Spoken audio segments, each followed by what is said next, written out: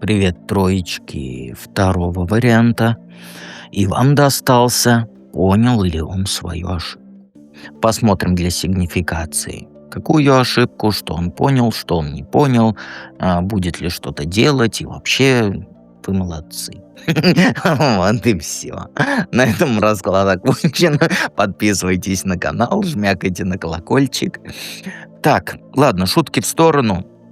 Я тебя жду в проживании арканов, это обязательно. И давайте начнем.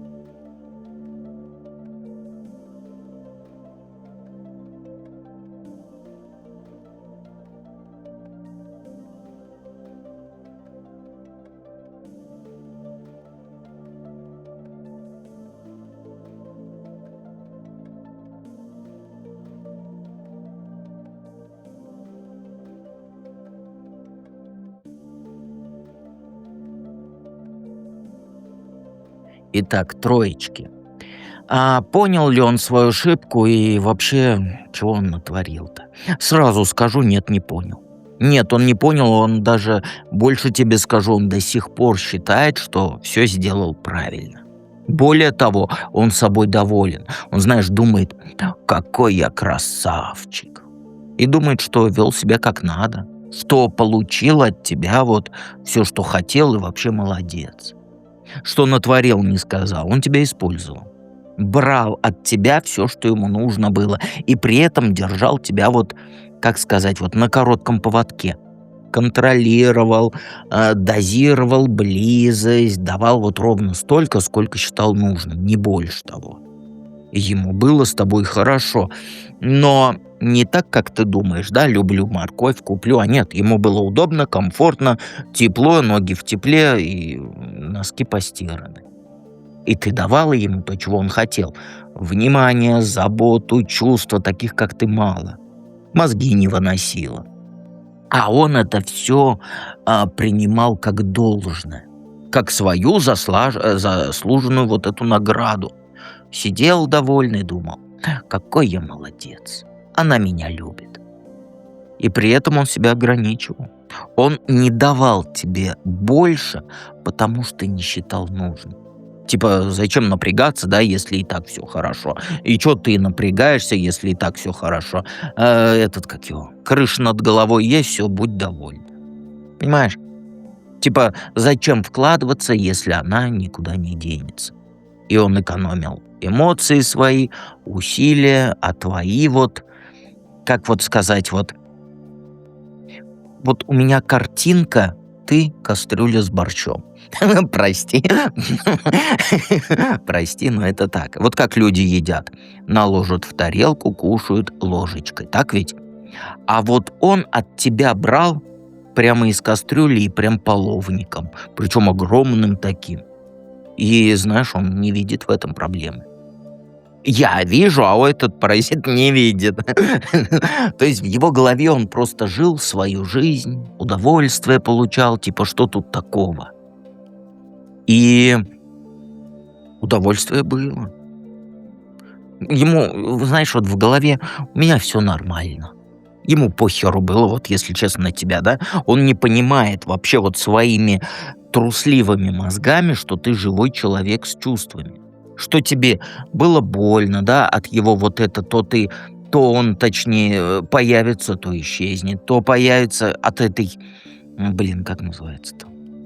Дозированной любви, в общем. Что ты ждала большего, да, а не получала. И для него это все было, как сказать, комфортной игрой, в которую он выигрывал. Знаешь, что самое херовое? Он считал, что вел себя достойно. Что был таким терпеливым, сдержанным полумужичонком. Не скандалил, не давил, не требовал. Он этим прям гордился.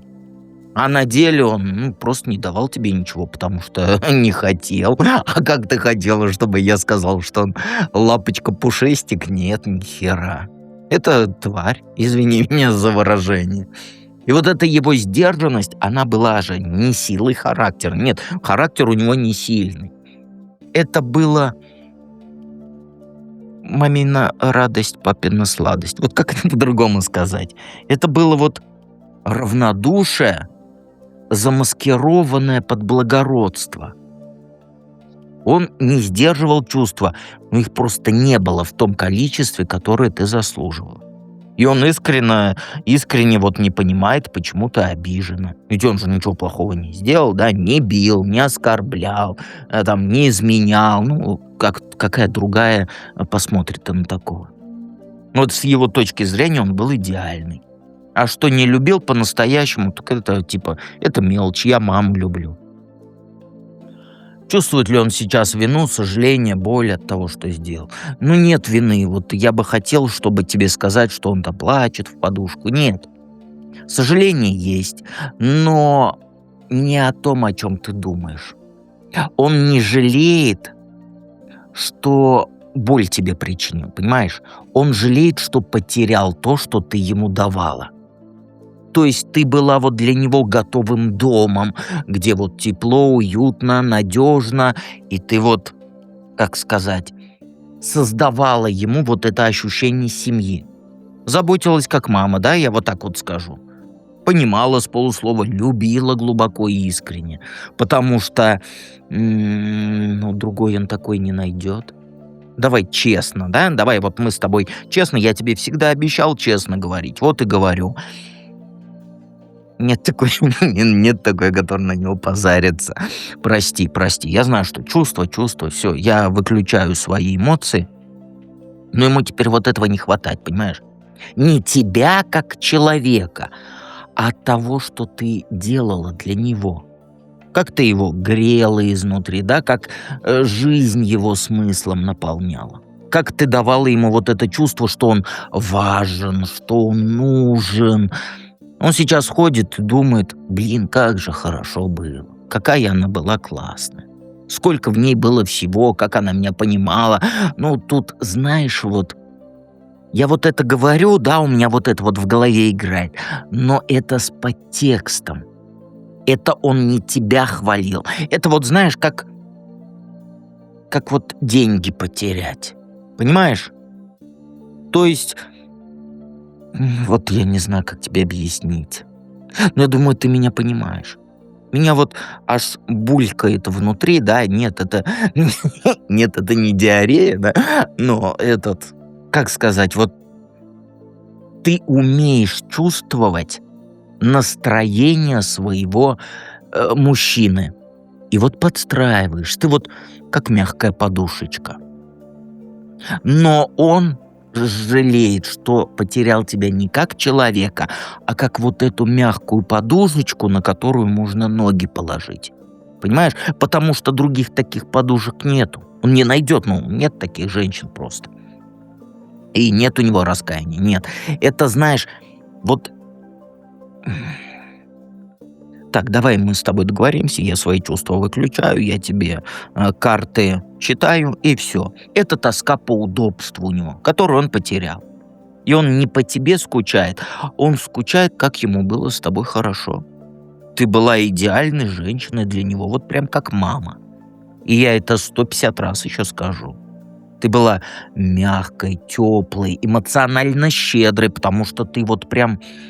Вот когда я тебя представляю, я тебе скажу, что я представляю. Это вот обволакивающая такая любовь, и ничего взамен не надо. Вот как сказать, не знаю. То есть эмоционально щедрая, по-другому не знаю, как сказать, но эмоционально щедрой это, наверное, 1% от того, что я хочу тебе сказать. То есть таких мало, как ты. И он это понимает своим мозгом атрофированным, извини меня за выражение. Но он понимает через призму своей потери, а не через призму твоей боли. Вот это самое главное, пойми. Он вот думает, знаешь как, какую семью вы могли бы построить, да, какой дом, какую жизнь. Все это крутится у него в голове, но не в формате «я ее обидел, и мне стыдно». Нет, а в формате «эх, как мне было бы хорошо», понимаешь? Ну вот ему, не тебе. Ты на заднем плане, ты, как сказать, вот как служанка. Вот это вот примерно так. Ты только не обижайся, но карты как показывают, так говорю. Его сердце, оно чувствует сейчас пустоту. То есть там, где ты была. Он ходит, натыкается на эту пустоту каждый день, да, вспоминает там, как готовила вкусно, там, как там развлекала его. Понимаешь, ты заметь, что я говорю. Как готовила, как давала ему вот это все. Понимаешь? Это грусть эгоиста. Он жалеет себя, не тебя.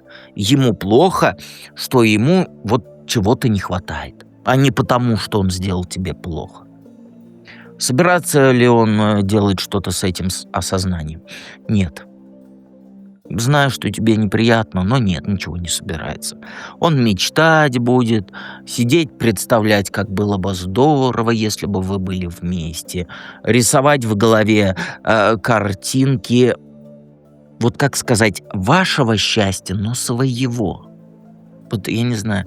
Понимаешь, он воображает идеальную семью, идеальный дом, идеальную жизнь, но там не ты главное, а твое то, что ты давала. Понимаешь?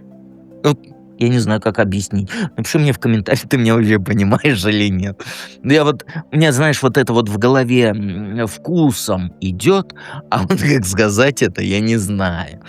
Ну, и это все останется в его голове красивыми фантазиями, которые он будет перед сном крутить. Да, как хорошо, что мне там ножки подтыкали. Да, вот примерно так. И он хочет десятку кубков, полное счастье хочет, семью, мечты. У него мечты, знаешь, вот тебя рядом, детей, любовь до гроба. Он это видит, он этого хочет, и поэтому вот тоскует. Но между хотеть и делать у него вообще огромная пропасть. Понимаешь, он выбирает мечтать, а не действовать. Ему проще вот сидеть в своих фантазиях, да, чем выйти и признать, что был неправ. Чем вот этот первый шаг сделать. Понимаешь? Он реальности боится. В мечтах у него все красиво, ты его прощаешь, вы снова вместе, ты сразу дуешь, извини меня, на кухню и готовишь ему вкусный борщ, который он любил. И картошечку жаришь с луком. Вот если мы с тобой встретимся когда-нибудь, запомни. Борщ, ладно, но вот картошечку жареную с луком, это вот, так, я отвлекся. Ну, что тут говорить? Он выбирает иллюзию.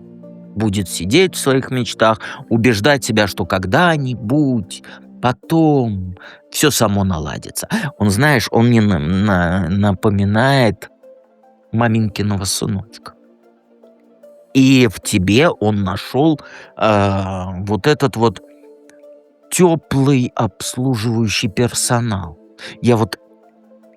Я тебе объясню, как он тебя воспринимает, потому что у меня это в голове, а сказать не знаю как. Вот смотри, вот когда-нибудь ты останавливалась там в отелях или в кафе ходила, и вот есть, где на тебя всем насрать, да? Ну там вот ваши ключи, все, дуйте, номер там. А есть такие, которые и приходят, и убираются, и вот что вам надо, нате вам шоколадку.